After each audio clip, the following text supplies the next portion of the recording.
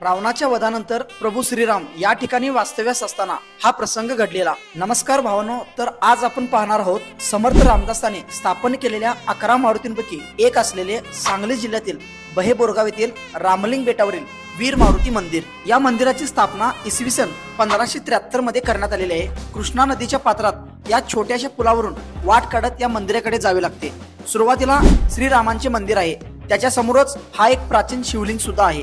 या श्रीरामांच्या मंदिराच्या पाठीमागेच समर्थ रामदासाने स्थापित केलेल्या 11 हनुमानांपैकी एक हनुमानांचे मंदिर या ठिकाणी आहे। या हनुमानांच्या स्थापनेमागे एक आख्यायिका आहे, ती रामायणाशी संलग्न आहे।